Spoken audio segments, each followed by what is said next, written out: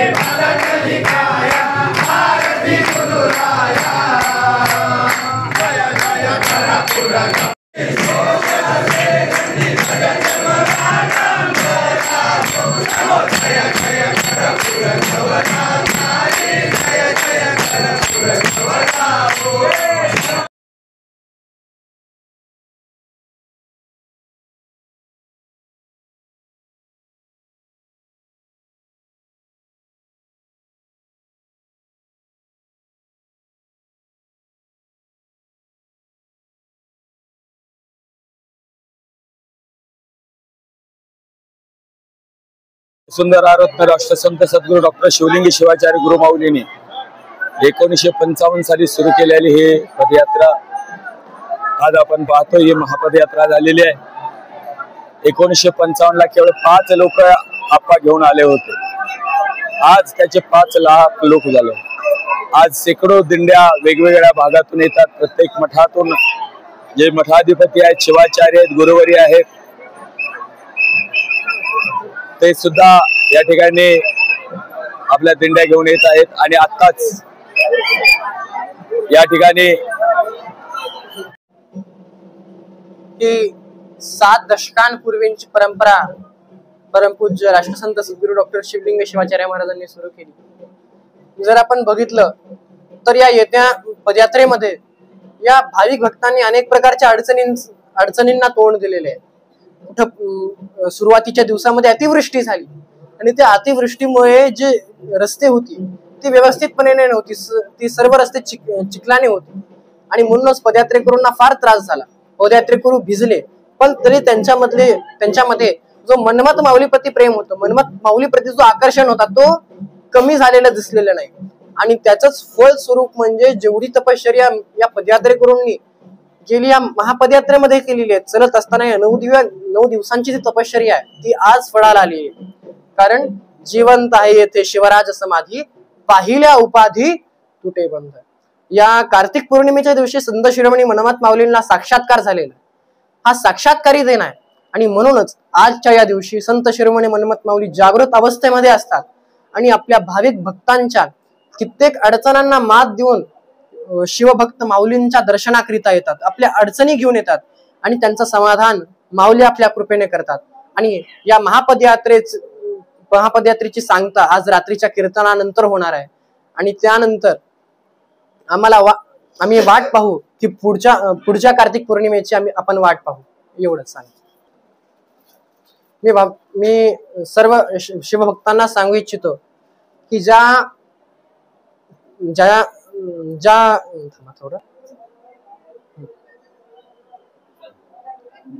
मी सर्व शिवभक्तांना सांगू इच्छितो की ज्या पर्वाकरिता आपण एवढे कष्ट आपल्यावर घेतले, ज्या दिवसाकरिता आपण दिवस मोजलेली आहेत, ज्या सोहळ्याकरिता आपण आपले नेत्र उघडे ठेवलेले आहेत, तो क्षण म्हणजे आजचा कार्तिक पौर्णिमेचा आहे, त्रिपुरारी पौर्णिमेचा आहे।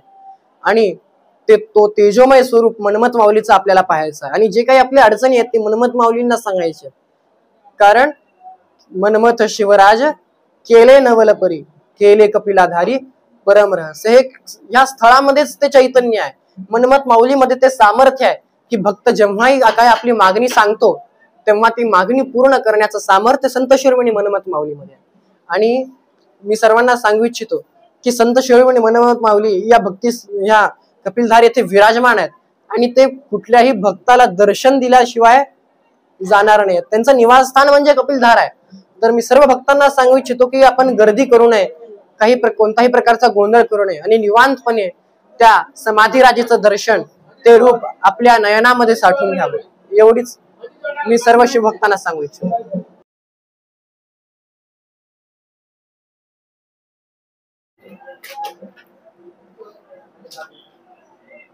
आज या पवित्र पावनभूमी श्री क्षेत्र तीर्थक्षेत्र कपिलधार पुण्यभूमी या ठिकाणी आज परमपूज्य राष्ट्रसंत सद्गुरू डॉक्टर शिवलिंग शिवाचार्य महाराज यांनी सुरू केलेली ही महापदयात्रा श्री क्षेत्र भक्तिस्थळ ते तीर्थक्षेत्र कपिलधार पुण्यभूमीमध्ये आलेली आहे. ज्या ठिकाणी माऊली म्हणतात, कपिलाधार पुण्यधाम तेथेची झालो मी पूर्ण काम. ज्या माऊलींचं काम, जी माऊलींची जी काही संकल्पना होती ती या पवित्र भूमीमध्ये पूर्ण झालेली आहे. आणि त्याच पवित्र भूमीमध्ये अनेक भक्तांच्या, शिवभक्तांच्या संकल्पना, मनातल्या इच्छा या पवित्र भूमीमध्ये पूर्ण होतात. आणि म्हणून आज अनेक लोक इच्छा धरून आलेले आहेत, अनेक इच्छा धरून आलेले आहेत. तर आजपर्यंत आप्पांच्या दिंडीमध्ये आलेल्या हजारो भाविकांच्या इच्छा पूर्ण झालेल्या आहेत आणि माऊली त्यांच्या इच्छा पूर्ण करणार आहेत. मी एवढंच सांगेन की आजचा सध्या बाहेरची परिस्थिती खराब आहे, रस्ता खराब आहे, इथल्या प्रशासनाने व्यवस्था केलेली नाही आहे. तरी सुद्धा भाविकांनी आपण केवळ माऊलीच्या दर्शनासाठी आलेलो आहे. गेले 8 दिवस उन्हाच्या पावसाचं कष्ट सहन करून आलेलो आहे. आजचा एक दिवस जरी प्रशासनाने दुर्लक्ष केलं असलं तरी आपल्या माऊलीसाठी, आप्पांनी दाखवलेल्या मार्गासाठी एक दिवस कष्ट घेऊन खूप गर्दी आहे. जवळपास 4 ते 5 लाख भाविक आज येत असतील. केवळ राष्ट्रसंतांच्या दिंडीमध्ये जवळपास 50,000 ते 75,000 भाविक असतील, अंदाजे सांगतोय मी. तर एवढे भाविक असतील. तर इथं सुद्धा खूप भाविक आहेत. भाविकांनी गर्दी आहे. आपण शांततेत सगळ्यांनी दर्शन घ्यावं आणि आपल्या ज्या काही इच्छा आहेत, मनोकामना आहेत त्या माऊलीपाशी सांगावं. तेवढंच मी भाविकांना आवाहन करेन.